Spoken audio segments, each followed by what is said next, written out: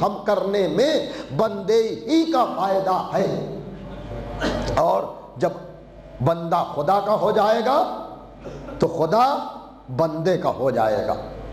لیکن یہ نعرے ہیں ہمارے لیے، آپ کے لیے، اس لیے کہ ہم خود مطمئن نہیں ہوتے جب اپنے عمل سے، تو ہمارا خدا کیسے ہو جائے گا؟ توجہ کیجئے گا محترم۔ اور جو آدمی اپنے کو سپرد کر دیتا ہے وہ اس کا نتیجہ اپنی زندگی میں خود بخود دیکھتا ہے۔ توجہ کیجئے گا۔ اور اس کی اعلیٰ ترین مثال اہل بیت کی زندگی ہے، خود پیغمبر اسلام کی زندگی ہے کہ چاند کو ٹھوکر ماری، سورج کو ٹھوکر ماری، تو خدا نے کہا چاند بھی تمہارے قبضے میں، سورج بھی تمہارے قبضے میں، ستارہ در پر آئے گا، کعبے میں در بنے گا، جہاں چاہو گے فتح ملے گی۔ توجہ کیجئے گا محترم۔ اور اس کے لیے کل میں نے آپ کے سامنے اقبال کے اشعار پڑھنا شروع کیے تھے، جس سے گفتگو کا رخ تھوڑا بدلا تھا، اور وہ میں منزل نہیں پیش کر پایا تھا، آج پر میں نے وہ چھوڑ دیا تھا کہ جب پیغمبر دنیا سے گئے، پیغمبر کے دنیا سے جانے کے بعد سازشیں کھل کر سامنے آ گئیں، یعنی پھر پردہ نہیں رہا، ورنہ کعبے کے پردے کو پکڑ کر ایک گروہ نے قسم کھائی تھی، عہد کیا تھا کہ علی کو بعد رسول ہونے نہیں دینا۔ توجہ کیجئے گا عزیزان محترم، اہم ترین مسئلے پر میں گفتگو کر رہا ہوں۔ دیکھیے، نبی کو ماننا آسان ہے، نبوت کا ماننا مشکل ہے۔ نبی نظر آتا ہے، نبوت نظر نہیں آتی۔ توجہ کیجئے گا، ورنہ اگر نبوت کو مانتے تو اول روز پورا مکہ مسلمان ہو جاتا۔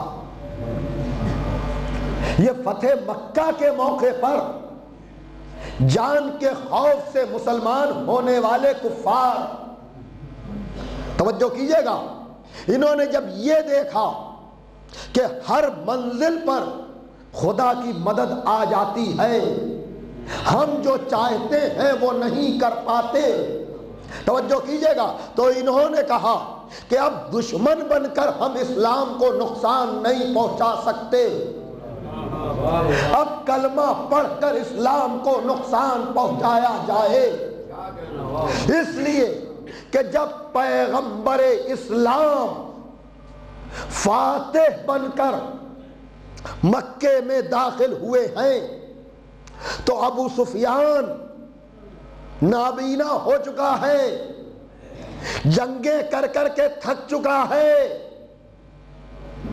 توجہ کیجئے گا، اب وہ کس منزل پر ہے، لیکن بہرحال اس نے کہا کہ محمد نے اتنے مختصر عرصے میں اتنی بڑی حکومت بنا لی۔ ابن عباس نے کہا بدبخت، یہ حکومت نہیں، یہ نبوت ہے۔ توجہ کیجئے گا، تو یہ ابو سفیان یزید کا دادا، اس کا کام ہی تھا پیغمبر دشمنی۔ اس نے پیغمبر کو شکست دینے کے لیے سب کچھ جان کر، بوجھ کر، سمجھ کر انہوں نے اپنے طور پر کام کیا۔ ایک گروہ وہ تھا کہ جس کی نظر حکومت پر تھی۔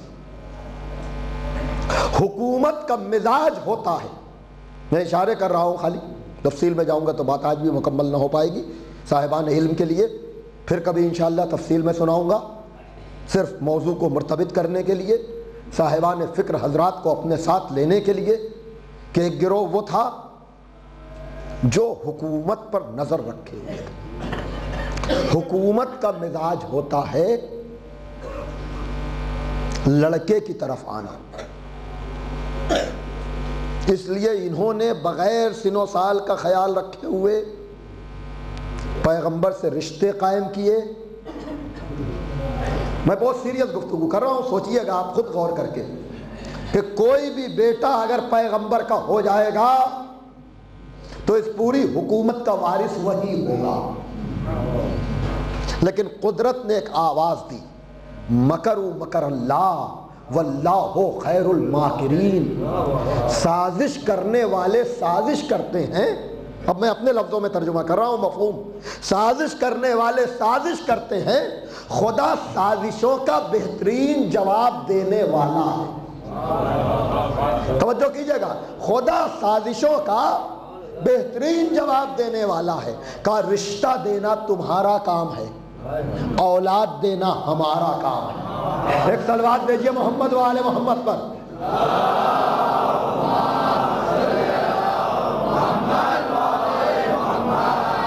ورنہ سارے جھگڑے اس لڑکے کے نام پر ہوتے. میں صحیح کہہ رہا ہوں، سوچئے آپ، سقیفہ کی کارروائی کی ضرورت نہ پڑتی. بھائی توجہ کیجئے گا. لیکن قدرت نے بہرحال اپنا انتظام کیا. مباہلے میں پیغمبر کے بیٹوں کا اعلان کر دیا کہ پیغمبر لاوارث نہیں ہے. توجہ کیجئے گا، بیٹے بنا کر پیغمبر لے جا رہا ہے، یہ ہے میرے بیٹے. اگر بیٹی کے اعتبار سے دیکھنا ہے تو زہرا موجود ہے، داماد کے اعتبار سے دیکھنا ہے تو علی موجود ہے. پھر سنیے میں کیا کہہ رہا ہوں، لکھا پڑھی کا کام صرف اس لیے تھا کہ سازش کرنے والے یہ نہ کہیں کہ ہمیں پتہ ہی نہیں تھا. ارے توجہ کیجئے گا، اس لیے کہ جب پیغمبر لکھنا چاہ رہے تھے تو کل جن ام المومنین کا میں نے تعارف کرایا، ان سے روایت بتائی جاتی ہے. ان سے پوچھا گیا آپ بتائیں کہ آخری وقت میں کیا ہنگامہ تھا، کیا ہوا تھا. بخاری تک میں ہے کہ پیغمبر نے کاغذ اور قلم مانگا اور امت نے نہیں دیا. توجہ کیجئے گا، اب منزل کیا ہے؟ کہا آپ بتائیں، آپ تو قریب ترین ہیں. کہا وہاں پیغمبر نے قلم و دعوات مانگا اور مانگ کر مقصد بھی بیان کیا کہ قلم و دعوات لاؤ تاکہ میں لکھ دوں کیا کہ میں تم میں دو گراں قدر چیزیں چھوڑے جا رہا ہوں. ایک اللہ کی کتاب، دوسرے تو وہ فرماتی ہے کہ دوسرے تک تو سکون رہا، لیکن دوسرے کے بعد اتنا شور ہوا، اتنا ہنگامہ ہوا کہ میں سن نہ سکی پیغمبر نے کیا کہا. بھائی توجہ کیجئے گا. تو اب کہنے لگے کہ پیغمبر کی حدیث کتاب و اطرت نہیں ہے بلکہ کتاب و سنت ہے. توجہ کیجئے گا، یعنی یہ باقاعدہ طور پر زور دیا گیا کہ پیغمبر نے کتاب و اطرت نہیں کہا بلکہ پیغمبر نے کتاب و سنت کہا. تو جو بھی کہا اسی پر شور ہوا نا. بھائی توجہ یہ چھوڑیے کیا کہا، جو بھی کہا اسی پر تو ہنگامہ ہوا. اس کا مطلب یہ کہ وہ لفظ امت کے مزاج کا نہیں تھا، جبھی تو ہنگامہ کیا. تو اگر سنت پر ہنگامہ کیا تو پھر اپنے کو اہل سنت کہنا کیسا؟ ارے صلوات بھیجئے محمد و آل محمد پر.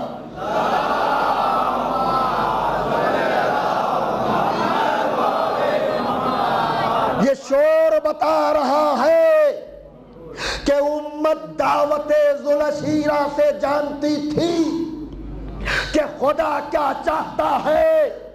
ارے توجہ کیجئے گا، یعنی جانتے نہ ہوتے تو ہنگامہ کیوں کرتے، شور کیوں کرتے؟ تو غدیر کے اعلان سے بعد یہ امت کے کچھ سربا آوردہ لوگوں نے طے کیا تھا کہ کچھ بھی ہو جائے علی کو آنے نہیں دینا۔ توجہ کیجئے گا، یعنی سقیفہ میں، توجہ سنیے گا، سقیفہ میں کسی کینڈیڈیٹ کا نام لے کر نہیں گئے تھے۔ دوستو پالیسی ہے، توجہ کیجئے گا، یہ سوچ کر نہیں گئے تھے کہ زید کو بنانا ہے، کہ بکر کو بنانا ہے، کہ خالد کو بنانا ہے، کہ اے کو بنانا ہے یا بی کو بنانا ہے یا سی کو بنانا ہے۔ کوئی نام ڈکلیئر نہیں تھا۔ تھا کیا ڈکلیئر؟ ڈکلیئر یہ تھا کہ علی کو نہیں ہونے دینا۔ صلوات بھیجیے آپ محمد و آل محمد پر۔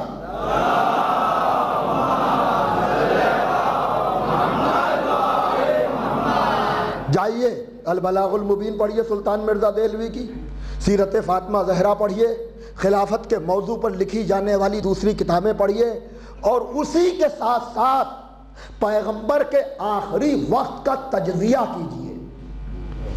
پیغمبر مدینے کو پرسکون بنانا چاہتے تھے، پیغمبر چاہتے تھے کہ سارے معاملات علی کے کنٹرول میں سکون کے عالم میں آ جائیں۔ پیغمبر ایک لشکر بھیج رہے تھے جس کا سردار اسامہ کو بنایا تھا، اور بار بار منبر پر جا کر کہتے تھے کہ جاؤ جاؤ، لیکن کوئی نہیں کہتا کہ علی سے کہا ہو۔ توجہ کیجئے گا، میں جس بتا رہا ہوں، لیکن امت مسلمہ جانے کو تیار نہیں ہے۔ یہ ہے منزل تسلیم۔ توجہ کیجئے گا، میں نے وہ تسلیم بتائی کہ علی بستر پر سو گئے بغیر کسی سوال کے، لیکن یہ امت کی تسلیم ہے، یہ امت کی سپردگی ہے، اس لیے کہ انہوں نے اپنے کو حکومت کے سپرد کیا ہے، نبوت کے نہیں۔ توجہ کیجئے گا، لیکن یہاں پر خطیب اکبر مولانا مرزا محمد اطہر صاحب قبلہ کا ایک عجیب تجزیہ ہے، اور یقیناً آپ کے لیے تحفے کی شکل میں پیش کر رہا ہوں جو میرے موضوع کو واضح کرتا ہے۔ امت جانے کو تیار نہیں تھی۔ اس کی تعویل یہ کی جاتی ہے کہ چونکہ پیغمبر پر مرض کا غلبہ تھا، پیغمبر سے اتنی محبت تھی امت کو کہ لاکھ کہنے پر بھی امت جانا نہیں چاہ رہی تھی پیغمبر کو چھوڑ کر۔ یہ ہے محبت کا کمال۔ کہ جیسے کسی کی امریکہ میں نوکری لگ جائے، اس کا باپ مریض ہو، آسٹریلیا سے بلاوا آ جائے، اس کا باپ مریض ہو، تو باپ اگر ہاتھ جوڑ جوڑ کر بھی کہے کہ جاؤ، موقع بار بار نہیں ملتے، مجھے چھوڑو، تو آپ انصاف سے بتائیں بیٹا محبت ہی میں تو آسٹریلیا کو جانا چھوڑ رہا ہے، امریکہ کا ارادہ جو ترک کر رہا ہے وہ اسی لیے تو کہ باپ سے اس کو محبت زیادہ ہے، نوکری سے کم ہے۔ اگر کوئی بیٹا یہ فیصلہ کر لے کہ امریکہ نہیں جائیں گے، آسٹریلیا نہیں جائیں گے، یو کے نہیں جائیں گے، تو پوری بستی میں چرچے ہوں گے نا کہ کتنا چاہنے والا بیٹا ہے، کتنا لائق بیٹا ہے، پوری بستی میں اسی کا چرچا ہوگا۔ تو صحابہ تو ثبوت محبت دے رہے تھے، لیکن اگر تاریخ یہیں پر رک جاتی تو اس سے بہتر کوئی ثبوت نہ ہوتا۔ لیکن وہی بیٹا جو آسٹریلیا نہیں جا رہا، امریکہ نہیں جا رہا، یو کے نہیں جا رہا، باپ کی آنکھ بند ہوتے ہی، توجہ کیجئے گا، جنازہ چھوڑے بینکوں کے اکاؤنٹ جا کر دیکھنے لگے، توجہ کیجئے گا، ساری پراپرٹی کو اپنے قبضے میں لینے کا انتظام کرنے لگے۔ تو کل تک جس کی تعریف ہو رہی تھی، واہ واہ سبحان اللہ ہو رہی تھی، اب ہر آدمی کہے گا باپ سے محبت نہیں تھی، دولت سے محبت تھی، پراپرٹی سے محبت تھی۔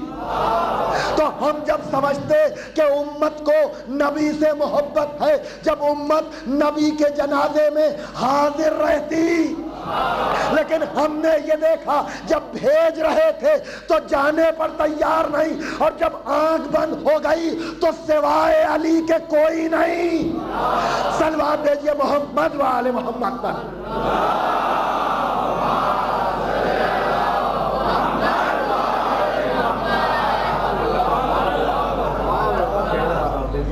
اب علی ہیں، ان کو حکم بھی نہیں ہے، حکم بھی نہیں ہے جانے کا، دفن میں کفن میں۔ جب تھے سمجھدار کچھ لوگ، وہ جانتے بھی تھے، معرفت والے تھے، وہ جانتے تھے کہ نبی بھی نور ہیں، علی بھی نور ہیں، تو اگر رہیں گے بھی ہم دفن و کفن میں تو کریں گے تو سب کچھ علی، دور سے تماشا ہی تو ہم دیکھیں گے، اس لیے کہ معصوم کو کوئی غیر معصوم غسل دے نہیں سکتا، کفن پہنا نہیں سکتا، تو تماشا دیکھنے سے کیا فائدہ؟ چلو حکومت حاصل کرو۔ بڑے بڑے سمجھدار ہر طرح کے لوگ ہوتے ہیں، تو ایسے بھی کچھ تھے، توجہ کیجئے عزیزان محترم، لیکن علی تھے۔ اب یہ طے کیسے ہو کہ علی کی نظر میں حکومت کچھ نہیں تھی؟ توجہ کیجئے گا، اب یہ کیسے طے ہو کہ علی حکومت کو دوست نہیں رکھتے تھے؟ نہج البلاغہ میں بار بار علی نے کہا ہٹ جا دنیا، دور ہٹ، مجھے دھوکہ نہ دے، سونے کی شکل میں میرے پاس نہ، چاندی کی شکل میں میرے پاس نہ، دولت کی شکل میں میرے پاس نہ، حکومت کی شکل میں میرے پاس نہ۔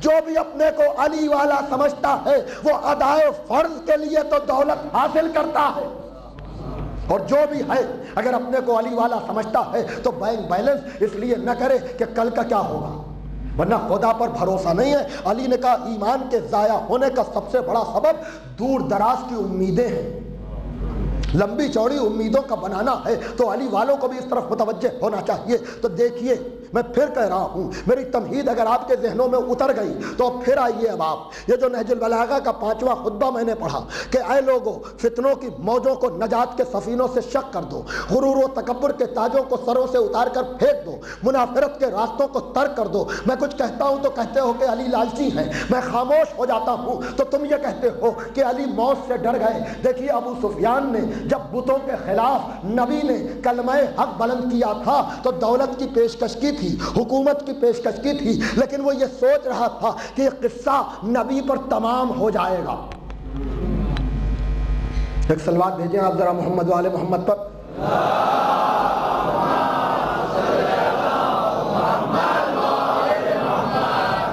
دیکھیے جو خطبہ قاسیہ میں نے پیش کیا تھا، خطبہ قاسیہ، اس میں سب باتوں کے بعد جب علی نے پوچھا ما ہذہ الرنہ، یہ چیخ کس کی ہے، 190 نمبر کا خطبہ، کہا ہذہ رنۃ الشیطان آیسا من عبادتہ، یہ شیطان کی چیخ ہے جو اپنی عبادت سے مایوس ہو گیا۔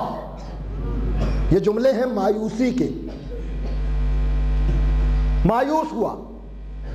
اور غدیر میں جب آیہ ولایت آئی تو مسلمانوں کے مجمع میں کہا گیا کہ الیوم یئس الذین کفروا، آج جب علی مولا ہو گئے تو کافر مایوس ہو گئے۔ دیکھیے میں کہاں سے کہاں سمیٹ رہا ہوں بات کو، اور سمندر کو جملوں میں سمیٹنا چاہ رہا ہوں۔ توجہ کیجئے عزیزان محترم، دیکھیے میں پھر کہہ رہا ہوں، نبی کی پوزیشن کے بعد نبی کو مان لینا آسان ہے، لیکن بغیر پوسٹ اور پوزیشن کے نبوت کا ماننا مشکل ہے، ایزی نہیں ہے، آسان نہیں ہے۔ قسمت سے آدمی کے دل میں اترتی ہے الوہیت، قسمت سے آدمی کی سمجھ میں آتی ہے نبوت۔ شکر کے سجدے کیا کریں، اگر آپ 12 اماموں کو مانتے ہیں سب کی سمجھ میں نہیں آتے۔ یہ ایک صلوات دیجئے محمد و آل محمد پر۔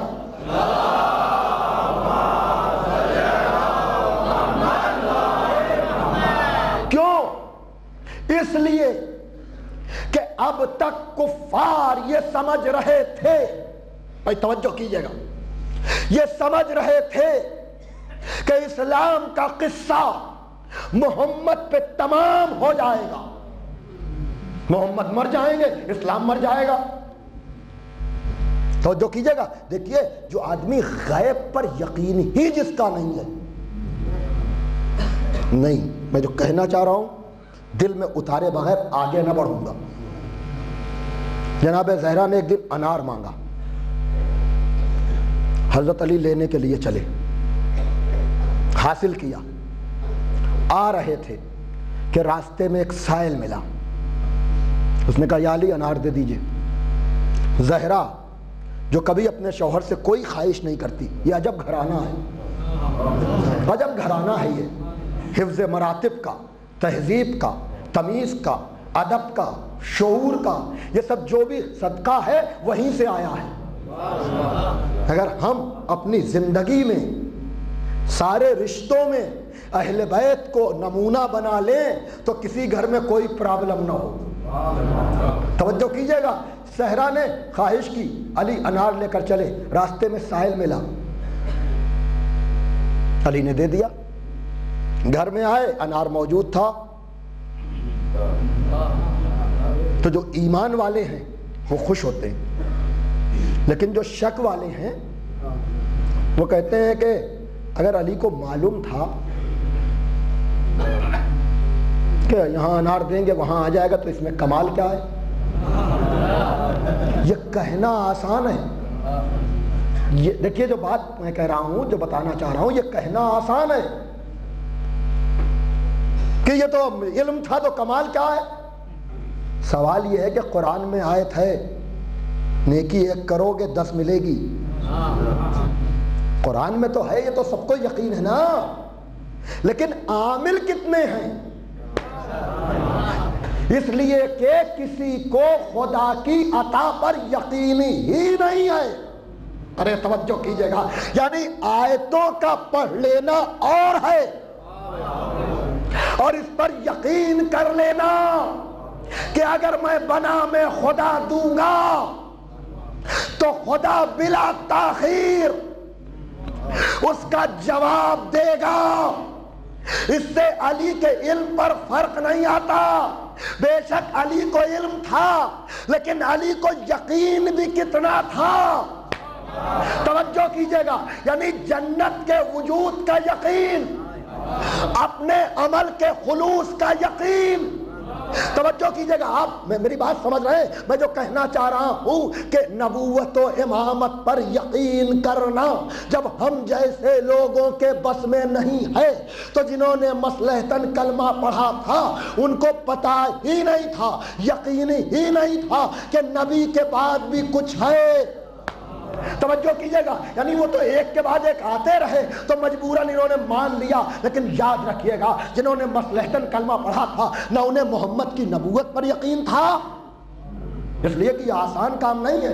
کیا وجہ ہے؟ کوئی پہلے پہ رک گیا، کوئی دوسرے پہ رک گیا، کوئی تیسرے پہ رک گیا، کوئی چھٹے پہ رک گیا، کوئی 7ویں پہ رک گیا. ارے صاحب ہر امام کے بعد ایک فرقہ بنا.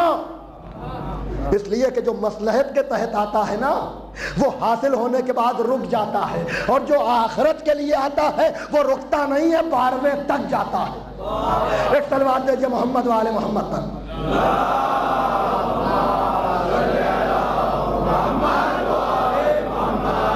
اب قرآن کی آیت آ رہی ہے الیوم اکملت لکم دینکم واتممت علیکم نعمتی ورضیت لکم الاسلام دینا، اور وہیں پاس ہے الیوم یئس الذین کفروا. آج کافر مایوس ہوئے. کیوں؟ اس لیے کہ نبوت نے امامت کے سپرد سارے کام کر دیے. بظاہر یہ ہو گیا، لیکن اب پتہ کیسے چلے کہ یہ ہدایت والے ہیں، حکومت والے نہیں ہیں؟ پتہ کیسے چلے؟ ہجرت میں علی، بدر میں علی، احد میں علی، خیبر میں علی، خندق میں علی، علم کے وقت علی، قلم کے وقت علی، غدیر میں علی. توجہ کیجئے گا میں کتنی نازک منزل پر گفتگو کر رہا ہوں. ابو سفیان ایک ایک چیز مارک کر رہا تھا، اور غدیر میں کسی نے اعتراض بھی اس لیے نہیں کیا کہ اپنی مصلحتیں جو بھی کرائیں، لیکن دل کہہ رہا تھا کہ اس کے علاوہ کسی کو ہونا بھی نہیں چاہیے. میں جو کہہ رہا ہوں توجہ کیجیے گا. دیکھیے ہم تو آج 1400 برس کے بعد نتیجے نکال رہے ہیں. آپ مجھے بتائیں جو دعوت ذوالشیرہ سے غدیر تک نبی کے ساتھ علی کو دیکھ رہا تھا, چاہ کر بھی تو مخالفت نہیں کر سکتا تھا, اس لیے کہ زمانہ کہتا اگر ہجرت میں نہ ہوتا تو کیا ہوتا, بدر میں نہ ہوتا تو کیا ہوتا, احد میں نہ ہوتا تو کیا ہوتا, خیبر میں نہ ہوتا تو کیا ہوتا, خندق میں نہ ہوتا تو کیا ہوتا.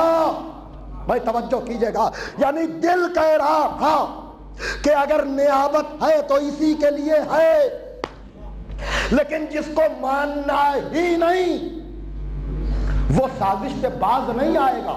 اگر ماننا ہوتا تو مکے ہی میں مان لیتا. بدر کیوں کرنی پڑتی, احد کیوں کرنی پڑتی, خیبر کیوں کرنے پڑتی, خندق. دیکھیے کتنے رخ سے میں آپ کے ذہنوں میں بات کو رکھنا چاہ رہا ہوں. یعنی جس کو نبوت ماننا ہی نہ تھی, جو صرف حکومت کا بندہ تھا اور کچھ نہیں, اس نے دیکھا کہ اسلام کیسا دین ہے, حقیقت اسلام کیا ہے, کہ علی نے ساری محنت کی اور سقیفہ میں کوئی اور بن گیا. توجہ, میں کس منزل پر لا رہا ہوں, خدا کے قسم یہ کہنا آسان ہے, سننا آسان ہے, لکھنا آسان ہے, لیکن صبر کرنا علی جیسا. اللہ اکبر, اللہ اکبر. آپ دیکھیں کہ وہ جس نے شجر اسلام کو اپنے خون سے سینچ کر بڑا کیا ہو, اس نے دیکھا کہ سقیفہ کی کارروائی ہو گئی. ایک تو یہ صورت تھی کہ علی پر اتنا جبر ہوتا, اتنا ظلم ہوتا, اتنی پابندیاں لگتی کہ علی کچھ قدم ہی نہ اٹھا پاتے. اب دیکھیے کردار کا کمال, ابو سفیان آیا ہے. ابو سفیان بہت بڑے جتھے والا ہے, لوگ کم نہیں ہیں, سازش میں اس کا جواب نہیں ہے, مکاری میں اس کی مثال نہیں ہے. اگر علی اس کی مدد لے لیتے, توجہ کیجئے گا, تو خدا کی قسم مدینے میں علی کا قبضہ ہوتا, کسی اور کا نہیں. لیکن علی نے بتایا اسلام حکومت کا نام نہیں ہے, اسلام کردار کا نام ہے. توجہ کیجئے گا, اس لیے حق تو بے شک میرا ہے, لیکن کردار علوی کو سمجھو کہ ہم اپنا حق بھی باطل کی مدد سے نہیں لیتے. ایک صلوات بھیجئے محمد و آل محمد پر.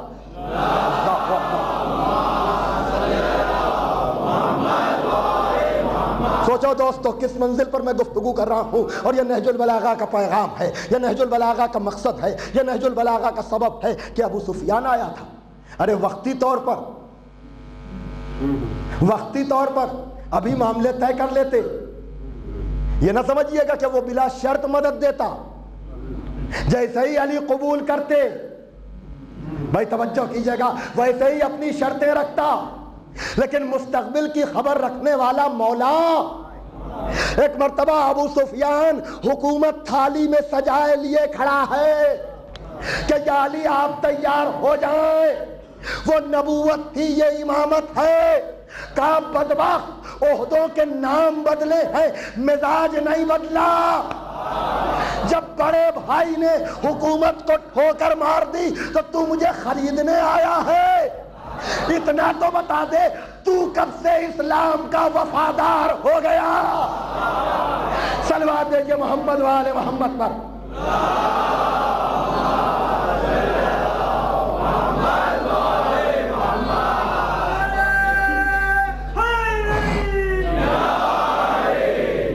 بھائی توجہ کیجئے گا, تو کب سے اسلام کا وفادار ہو گیا. بھائی اس وقت امریکہ مسلمانوں کے لیے ایک مسئلہ بنا ہوا ہے, اسرائیل بہت بڑا مسئلہ بنا ہوا ہے, لیکن کوئی امریکہ سے آنکھوں میں آنکھیں ڈال کر باتیں نہیں کر سکتا. توجہ کیجئے گا, اس لیے کہ ابو سفیان سے وہی تو بھڑے گا جو بدر میں بھڑ چکا ہو, احد میں بھڑ چکا ہو, خیبر میں بھڑ چکا ہو.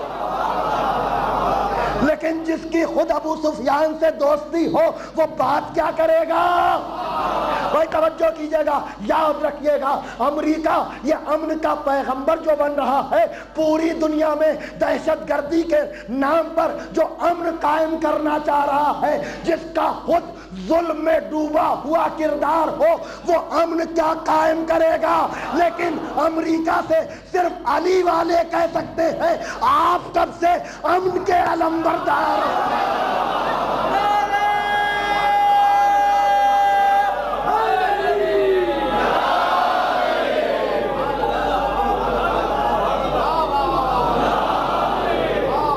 صلوات بھیجئے محمد والے محمد پر۔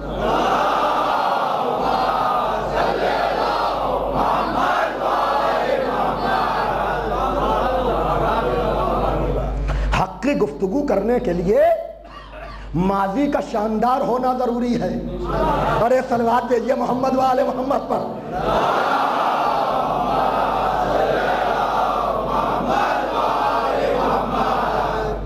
اگر بھوت کال پاسٹ روشن نہیں ہے، توجہ کیجئے گا، اس لیے کہ کفر سے بھیڑیں گے تو کہیں گے آپ بھی تو بتوں کی پوجا کرتے تھے۔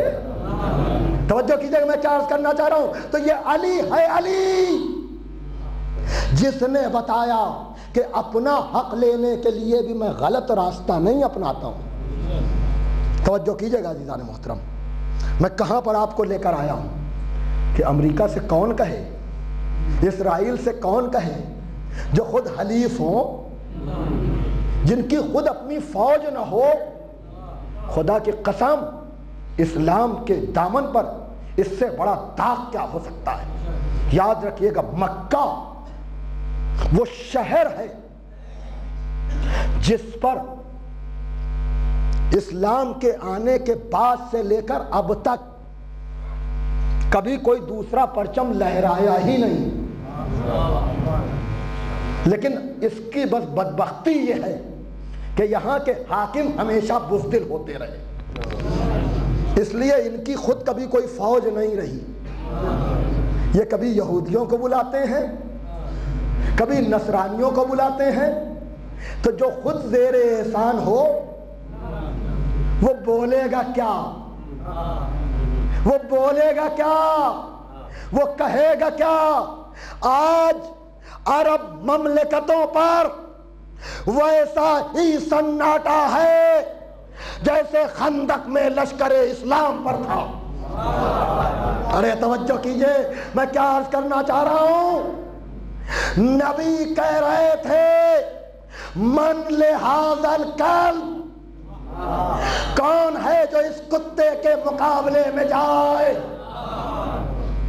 یا علی آپ ہی کیوں اٹھ رہے ہیں؟ اور میں کہوں گا یا نبی اللہ، 1000 پہلوانوں سے مقابلہ کرنے والا، اس کو آپ نجس جانور سے تشبیہ کیوں دے رہے ہیں؟ تو نبی کہیں گے شیر سمجھ کر نہ صحیح کتا ہی سمجھ کر چلے جاؤ۔ لیکن تاریخ کی لفظیں یہ ہیں کہ سر کو جھکائے بیٹھے تھے، اس طرح سے کہ اگر سر ہلیں گے تو پرندے اڑ جائیں گے۔ آج مملکت اسلامی کا یہی حال ہے۔ توجہ کیجئے گا، سعودی عرب نہیں بول پا رہا، عوام بول رہے ہیں، حکومت نہیں۔ میں کیا کہہ رہا ہوں، ورنہ مجھے آپ بتائیں اگر آیت اللہ خمینی کی آواز پر اول روز یہ ساری مملکتیں اسلام کی اسرائیل کے خلاف جمع ہو جاتی تو آج دنیا کا نقشہ بدلا ہوا ہوتا۔ اور یاد رکھنا کہ جب تک حیدر کرار کا پرچم بلند نہ کرو گے سوائے ذلت کے اور کچھ نہ ملے گا، سوائے رسوائی کے اور کچھ نہ ملے گا۔ اس لیے کہ علامہ اقبال نے آواز دی کہ بڑھ کے خیبر سے ہے یہ مار کے دین و وطن۔ وہ خیبر تھا جہاں علی گئے تھے 40ویں روز۔ اقبال کہہ رہے ہیں یہ سیاسی جنگیں جو ہو رہی ہیں یہ صلیبی جنگوں کے جو آثار بن رہے ہیں ہمیشہ جو بنتے رہتے ہیں بڑھ کے خیبر سے ہے. یہ مارکہ دین و وطن اس زمانے میں کوئی حیدر کرار بھی ہے. یاد رکھنا جب تک حیدر کرار کو اپنا پیشوا یونانی مس نہ بناؤ گے نہ خیبر کے یہودیوں سے ٹکر لے سکتے ہو نہ نصارہ نجران سے. صلوات محمد و آل محمد.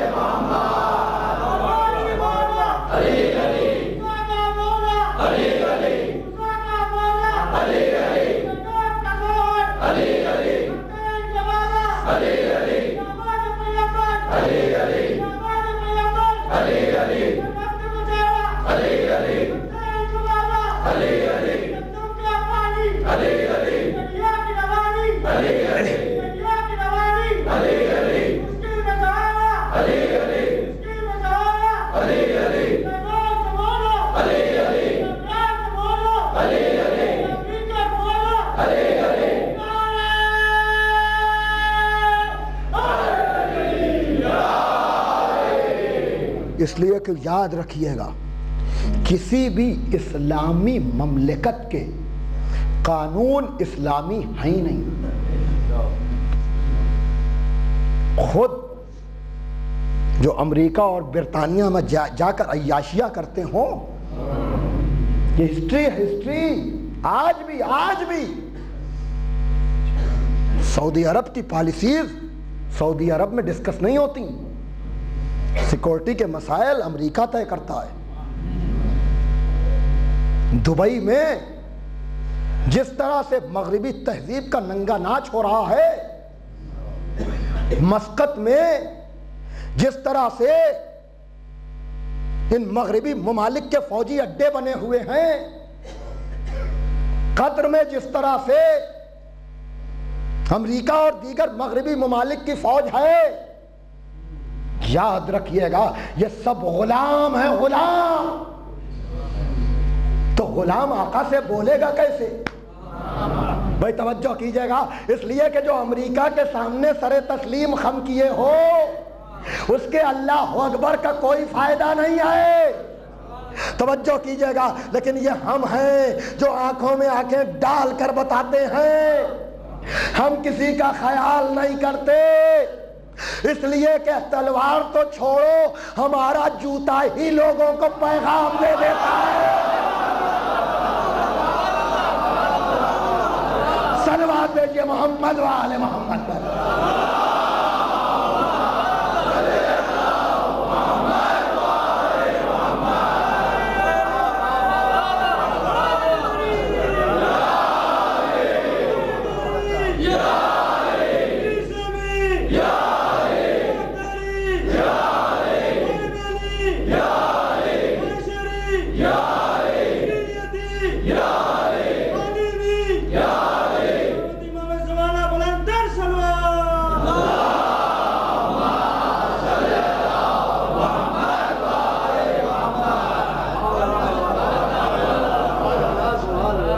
آسان نہیں ہے.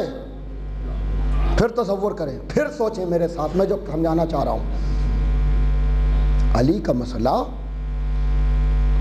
ہماری اور آپ کی ذرا سی پراپرٹی کا معاملہ ہوتا ہے, جھگڑا چکتا نہیں ہے. ذاتی مسائل. لیکن مجھے آپ بتائیں علی کا مسئلہ ہے کہاں پر؟ پوری مملکت اسلامی. لیکن علی کہہ رہے تو کب سے وفادار ہو گیا, تو بتا. دیکھیے یہ کہنا آسان نہیں ہے. اور علی نے اس وقت کہا. اب دیکھیے منظر دیکھیے, ابو سفیان حکومت سجا کر آیا ہے, علی کے سامنے کھڑا ہے. علی لفظیں کیا کہہ رہے ہیں؟ ایھا الناس شقوا امواج الفتن, اے لوگوں فتنوں کی موجوں کو نجات کے سفینوں سے شق کرو.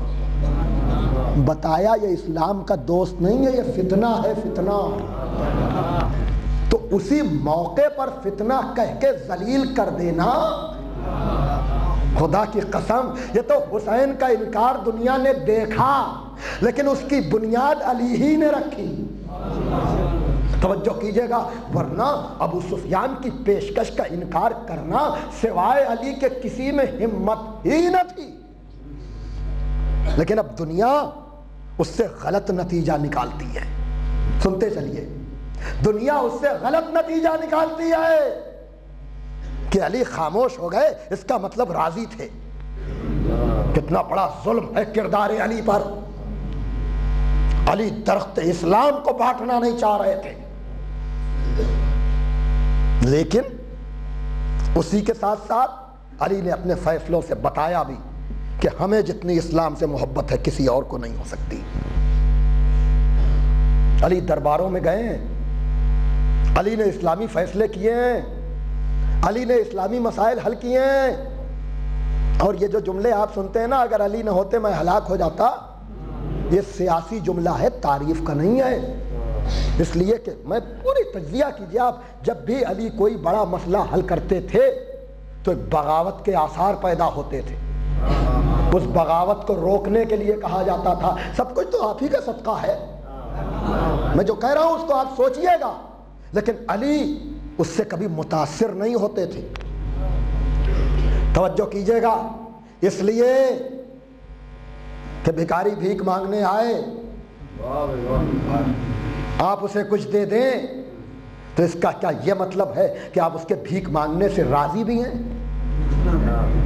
یہ تو کوئی نتیجہ نہیں نکالے گا. اب اگر ایک منزل اور آتی ہے کہ اگر علی راضی نہ ہوتے تو مدد کیوں کرتے، شاید وہ آج بات نہ آنے پائے، کل آئے. لیکن ایک بات ابھی تو سن لیں کہ اگر علی راضی نہ ہوتے تو مدد کیوں کرتے مختلف موقعوں پر. مجھے آپ اتنا بتائیے، یہی تو آپ کہہ رہے ہیں کہ اگر علی میں اور حاکموں میں کوئی اختلاف ہوتا، کوئی دشمنی ہوتی تو علی مدد کے لیے نہ جاتے. یہی مطلب ہے نہ کہنے کا کہ یہ دوریاں ہم خطیبوں نے بڑھا دیں جذباتی بیانات نے، ورنہ تو سب سیر و شکر تھے، سب کے روابط تھے. تو علی کا معاملہ چھوڑیے، آپ اتنا بتائیے کہ فرعون خدا کا دوست ہے کہ دشمن؟ بتائیے بھائی. نمرود، حامان اور نمرود کے دور کے تینوں، نمرود، حامان، شداد، یہ تینوں خدا کے دوست ہیں کہ دشمن؟ دشمن ہے نا.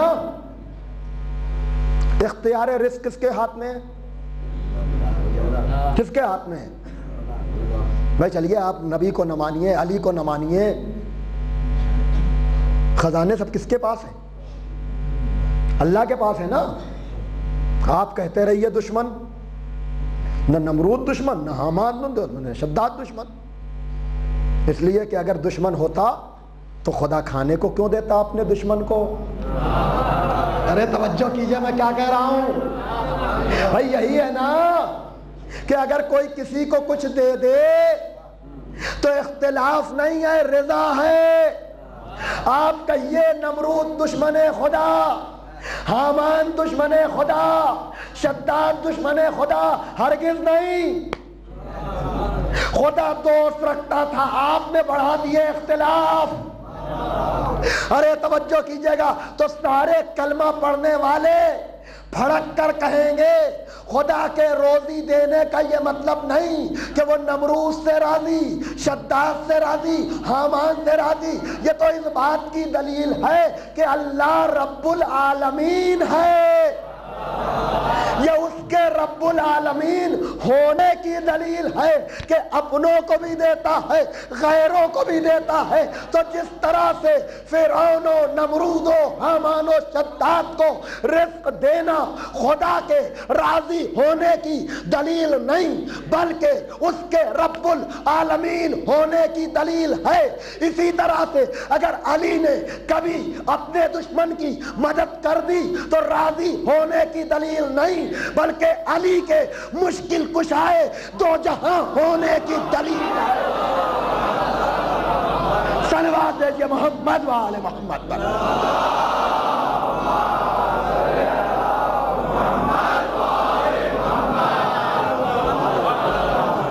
سب مل کر صلوات بھیج دیں محمد و آل محمد پر۔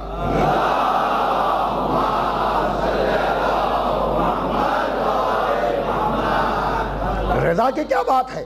علی نے سب کی قسمت کا فیصلہ کیا ہے، زہرا نے سب کو جا کر بے نقاب کیا ہے، زہرا نے سب کو جا کر بے نقاب کیا ہے، خطبہ فدق میں کسی کے چہرے پر نقاب نہیں رہنے دی، اور علی نے عملی طور پر بتایا ہے جو کل آئے گا بیان آگے۔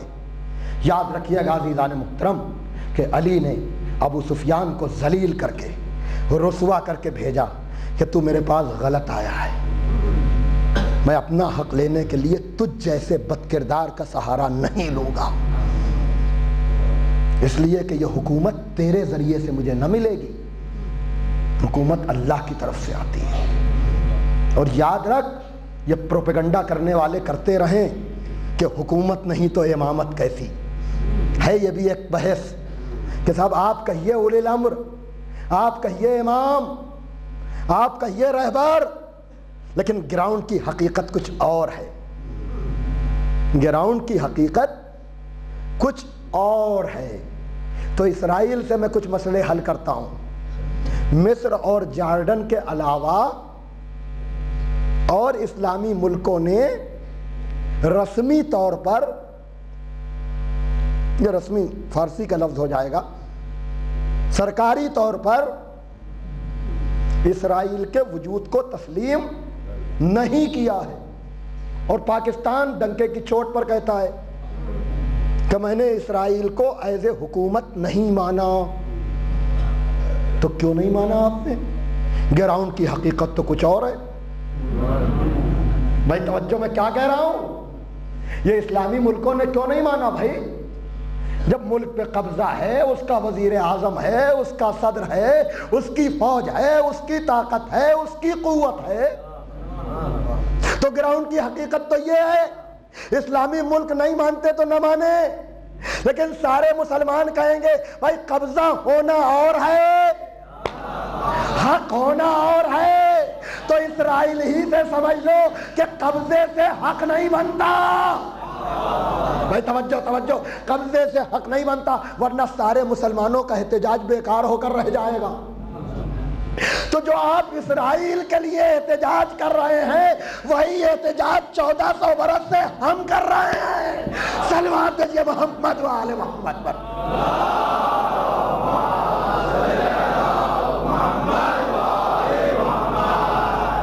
سوچئے میں جو کہنا چاہ رہا ہوں، تاکہ گراؤنڈ کی پوزیشن تو اور ہے، امامت ہے تو حکومت کیوں نہیں؟ پروردگار تیرا شکر، یقیناً تو نے کسی کے عمل کو ضائع نہیں کیا، لا نضیع اجر المحسنین کہنے والا خدا کہ ہم احسان کرنے والوں کے اجر کو ضائع نہیں کرتے۔ دیکھیے ہمیں شریعت محمد پہ چلنا ہے، محمد کی زندگی مختصر زندگی نہیں ہے، سیرت پر ہزاروں کتابیں اب تک لکھی جا چکی ہیں، لیکن کس رخ سے میں بات کر رہا ہوں؟ اگر شریعت محمد ہی پر چلنا تھا ہمیں تو پورے قرآن میں صرف سیرت محمد ہوتی، تب بھی پر قرآن میں سیرت سمٹ نہ پاتی۔ بھائی کیا کہہ رہا، توجہ کیجئے گا، یعنی جس کی سیرت کے لیے ہزاروں کتابیں لکھی جائیں، اگر ہمیں اسی کی سیرت پر چلنا تھا تو آدم کے ذکر کی کیا ضرورت تھی، نوح کے ذکر کی کیا ضرورت تھی، موسیٰ اور عیسیٰ کے ذکر کی کیا ضرورت تھی؟ کیا تفصیل کے ساتھ پیغمبر ہی کا ذکر کافی نہ تھا؟ کہ اگر پیغمبر کا ذکر کرتے تو یہ الٹ پھیر کرتے۔ ارے توجہ کیجئے گا، جن لوگوں نے اماموں کو زہر دے کر شہید کر دیا انہیں قرآن بدلنے میں کتنی دیر لگتی؟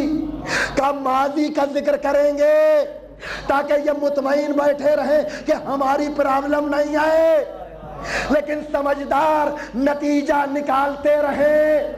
یہی تو آپ کہہ رہے ہیں اصل چیز حکومت ہوتی ہے، ورنہ امامت کا فائدہ کیا؟ تو قرآن نے کہا اے ابراہیم ہم تم کو لوگوں کا امام بناتے ہیں، انی جاعلک للناس اماما، ہم تم کو لوگوں کا امام بناتے ہیں۔ تو اگر امامت بغیر حکومت کے بیکار ہے تو مسلمانوں انصاف سے بتاؤ ابراہیم کے پاس حکومت تھی یا نمرود کے پاس؟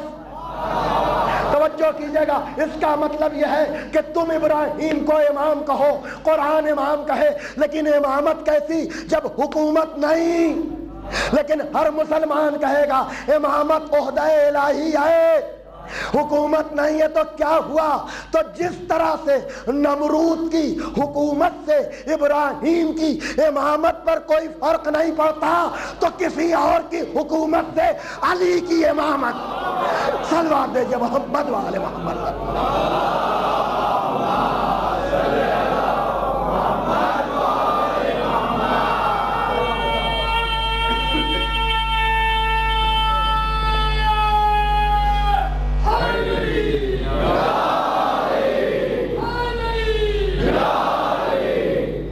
یہ پالیسی ہے، دھوکہ دیتے ہیں نا، حکومت نہیں تو امامت کیسی؟ کہ ماضی کا ذکر کر کے پھنسائیں گے۔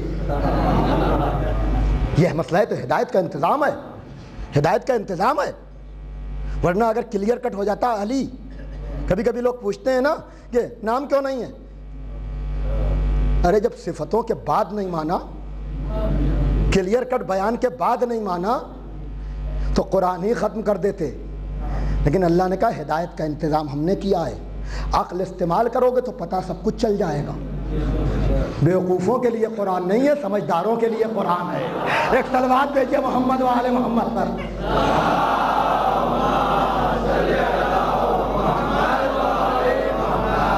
تدبر کرو، تفکر کرو، علی کا معاملہ اتنا آسان نہیں ہے۔ تاریخ کی کڑیاں ملاؤ، ہادی ملے گا، رہبر ملے گا اور علی جیسا ملے گا، لیکن علی آسانی سے نہیں ملتا۔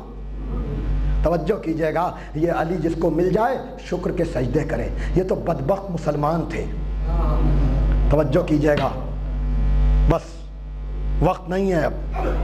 یہ بدبخت تھے، خدا کی قسم آخری میں علی ملے تھے، دھونی جما کے وہیں بیٹھ جانا چاہیے تھا۔ کہتے در در کی ٹھوکریں کھا کے علی ملے ہیں، اب جو علی کہیں گے وہی کریں گے۔ بھائی توجہ کیجئے گا، لیکن کتنی بڑی بدبختی ہے کہ علی ملنے کے بعد بھی علی کے پاس نہ رہ سکے۔ بھائی پرابلم تو ہمارے لیے ہے کہ ہمارے پہلے علی ہیں، ہمیں علی کے بعد 11 علی چاہیے ہیں۔ ارے توجہ کیجئے گا، لیکن علی کو دل سے مانا ہوتا تو وہیں پر رک جاتے۔ وہ تو جیسے نبی کو مانا تھا ویسے ہی علی کو مانا۔ ارے توجہ کیجئے گا، اب دامن وقت میں گنجائش نہیں ہے، اور حسین نے اس کے لیے اتمام حجت کر دی کہ ہمیں اگر حکومت چاہیے ہوتی تو ہم مدینے میں رک کر جنگ کرتے۔ اور بہرحال آپ کو اس کا اندازہ ہے، پڑھی لکھی دنیا اس بات کو سمجھ سکتی ہے کہ بہرحال جو میں کہہ رہا ہوں اس کو اسی پس منظر میں سمجھیے گا کہ مدینے میں رہ کر جنگ کا دورانیہ بڑھانا حسین کے لیے زیادہ آسان تھا، مکے میں رہ کر حسین کو لوگوں کے جذبات کا بھڑکا دینا زیادہ آسان تھا۔ لیکن حسین بتا رہے تھے یہاں مقصد حکومت نہیں ہے، مقصد ہدایت ہے۔ جو میرا بابا سجی ہوئی حکومت کو ٹھوکر مار دے تو مجھ سے کیوں توقع کرتے ہو؟ توجہ کیجئے گا، حسین نے کہا میں فیصلہ کن جنگ لڑنے جا رہا ہوں، کل آئے گی کربلا کی تفسیر۔ اور یاد رکھیے گا حسین نے اس کے لیے ایک لشکر ترتیب دیا، اپنی طاقت کو جمع نہیں کیا بلکہ طاقت کو تقسیم کیا۔ میں عرض کر چکا، مسلم کو کوفے بھیجا، عبداللہ بن جعفر کو مدینے میں چھوڑا، محمد حنفیہ کو وصیتیں کی، عباس کو تلوار نہیں دی، اس لیے کہ حسین ہدایت کا انتظام کرنے جا رہے ہیں۔ اور حسین نے کربلا ہی میں جنگ جیت لی۔ دو موقع ہیں، صبح عاشور، حر کا آنا، حسین کی فتح کا اعلان ہے،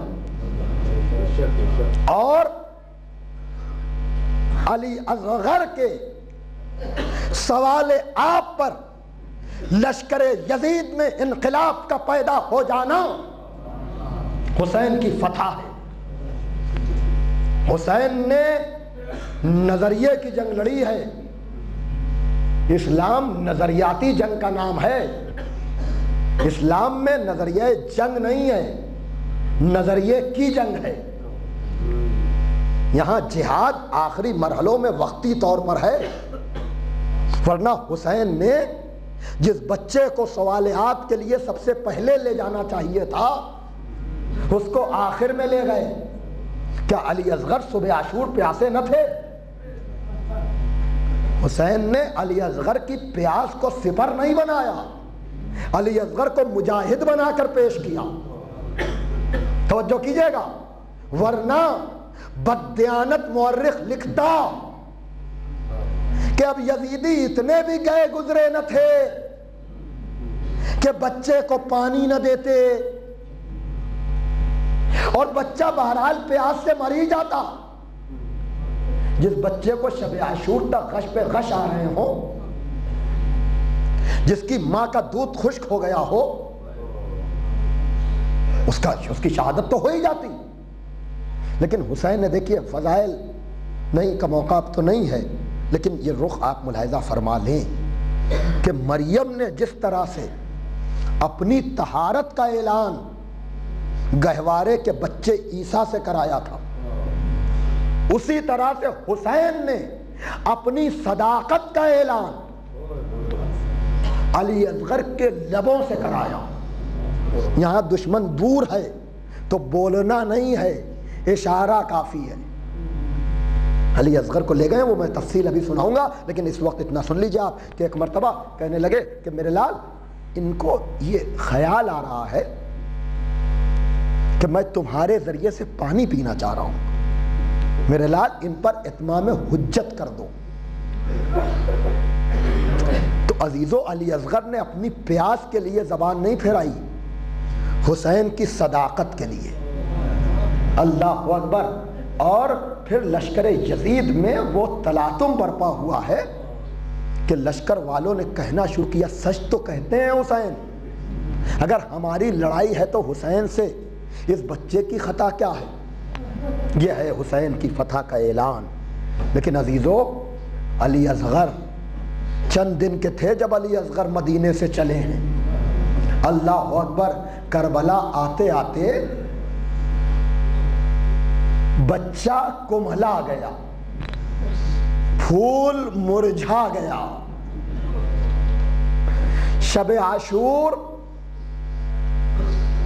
جناب زینب دوڑی ہوئی آئیں، جناب رباب جناب زینب کے پاس، کہا شہزادی لگتا ہے کہ بچہ دنیا سے چلا گیا۔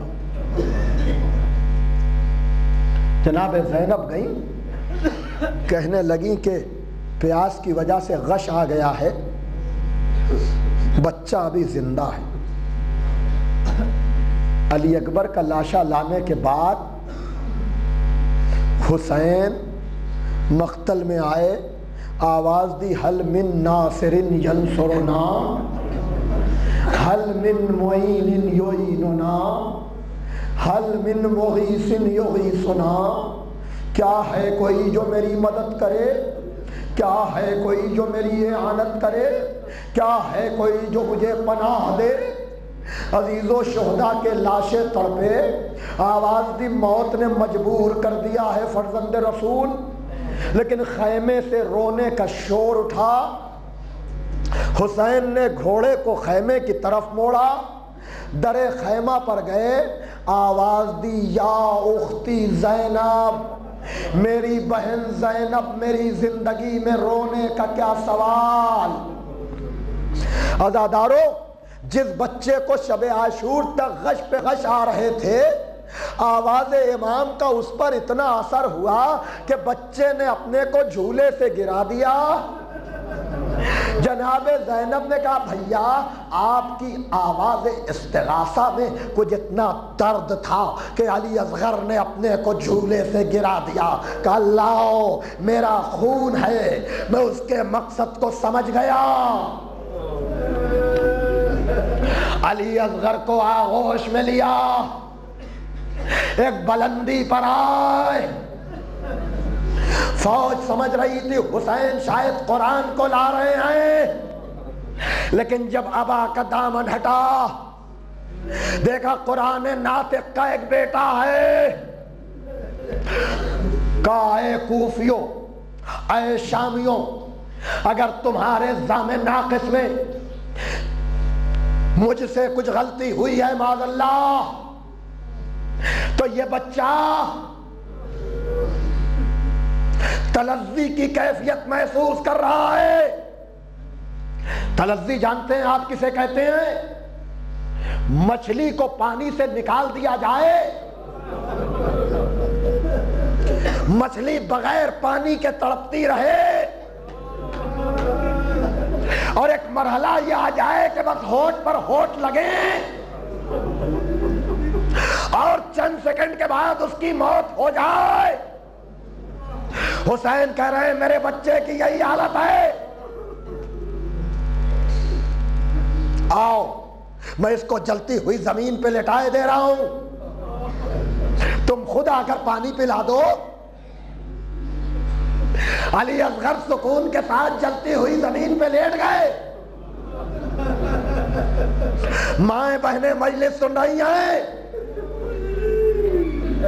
عزیزو، 6 مہینے کے بچے کی کھال کیا ہوتی ہے؟ اور ریگزار کربلا کا آپ کو علم ہے کہ اتنی گرم تھی کربلا کی خاک کہ اگر دانہ ڈالا جاتا تو بھن جاتا۔ علی اصغر سکون سے لیٹے رہے۔ حسین آگے بڑھے، کہا میرے لال آؤ، ان کو یقین نہیں ہو رہا ہے، ان کو یقین دلا دو کہ تم پیاسے ہو۔ ایک مرتبہ پپڑائے ہوئے ہونٹوں پر سوکھی ہوئی زبان پھیری، فوج آدھا میں تلاطم برپا ہوا۔ عمر ابن سعد نے کہا آئینہ آئینہ ہرملہ، کہاں ہے ہرملہ؟ قطع سخن کر دے۔ 3 بھال کا تیر چلے کمان میں جوڑا، کمان کھچی، ہاتھ کاپا، تیر زمین پہ گرا۔ 3 مرتبہ ایسا ہی ہوا۔ ایک شخص نکلا، کہا ہرملہ یہ آج تجھے کیا ہو گیا؟ تو عرب کا سب سے بڑا تیر انداز ہے، یہ تیرے ہاتھ میں کب کبھی کیوں ہے؟ کہا جو میں دیکھ رہا ہوں وہ تم نہیں دیکھ رہے ہو۔ جب بھی میں نشانہ لیتا ہوں، کبھی رسول خدا، کبھی علی مرتضی، کبھی کوئی نقاب پوش بی بی آتی ہے۔ ہرملہ اس بچے کی خطا کیا ہے؟ 3 مرتبہ کے بعد کمان کڑکی، تیر چلا، علی اصغر کا گلا، حسین کا بازو۔ علی اکبر کے سینے سے برچھی کی ہنی نکالنے والا حسین ایک مرتبہ آستینوں کو سمیٹتا ہے، کہتا بسم اللہ وباللہ وفی سبیل اللہ وعلی ملت رسول اللہ۔ علی اصغر کے گلے سے تیر نکال لیا، خون کا فوارہ چھوٹا، خون کو چلو میں لیا، چاہ کے آسمان کی طرف پھینکے، آواز آئی فرزند رسول یہ خون ادھر نہ آئے۔ چاہا کہ زمین کی طرف پھینکیں، زمین نے بھی انکار کر دیا۔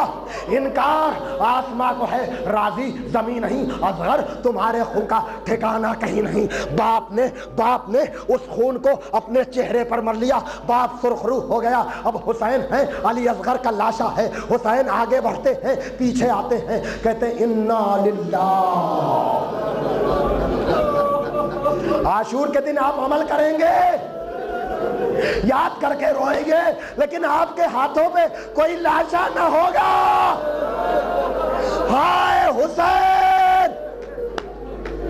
7 مرتبہ آگے گئے، 7 مرتبہ پیچھے آئے، آواز دی رباب، تمہاری امانت کو لے آئے رباب۔ اہل بیت کا گھرانہ ہے، ماں نہیں نکلی، 4 سال کی بچی نکل کر آئی۔ صاحبان اولاد دلوں پہ ہاتھ رکھو۔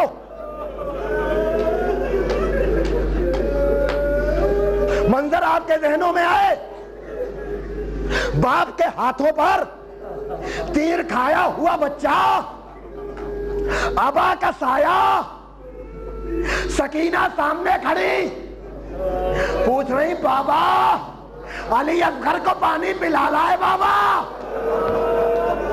نظریں جھکی ہوئی ہیں، جواب نہیں دیتے۔ بچی کہتی ہاں کئی دن کے بعد پانی ملا، میرے بھیا کو نیند آ گئی ہوگی۔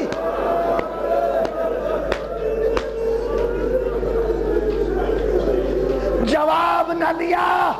آخر میں سکینہ آگے بڑھی، ابا کا دامن ہٹایا، چیخ مار کر پیچھے ہٹی، پھوپھی اماں میرا اصغر۔ خیمے میں لاش آ گیا، کورام برپا ہو گیا۔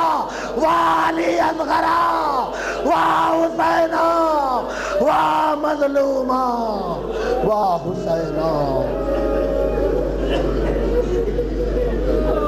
پروردگار ان بلند ہوتی ہوئی آوازوں پہ اپنی رحمت نازل فرما۔ پروردگار آج بھی زواروں پر حملہ ہوا ہے، آج بھی کاظمین میں روضے کے آس پاس دعا کیجئے روضہ محفوظ ہو۔ 20-22 عزادار شہید ہوئے ہیں، دعا کریں یہ شوق شہادت اور شوق زیارت میں جانے والے خداوند عالم ان سب کی زیارتوں کو قبول کرے۔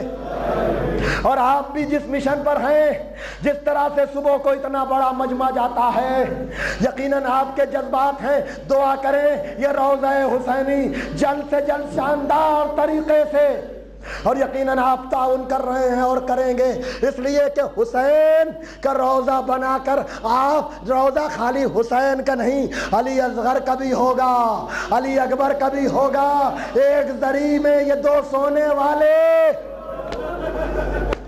خدا آپ کے جذبوں کو سلامت رکھے، جناب رباب آپ کو دعا دیں گی۔ پروردگارہ اس مشن کو جلد سے جلد کامیابی عطا فرما، آپ کے دلوں میں اور محبت میں اضافہ ہو۔ پروردگار ہم سب کو کامل الایمان فرما، ہمیں عملی طور پر سیرت محمد والے محمد پر چلنے کی توفیق عطا فرما، ملت کو متحد فرما، پرچم اسلام کو سربلند فرما، پرچم کفر و نفاق کو سرنگو فرما، اور نظام عدل قائم کرنے والے امام زمانہ کے ظہور میں تاجیل ہم گنہگاروں کو اس لائق بنا دے کہ ہمارا شمار بھی ان کے انصار و اعوان میں ہو سکے۔ اللہم تقبل منا انکا انت السمیع العلیم۔ ماتم حسین۔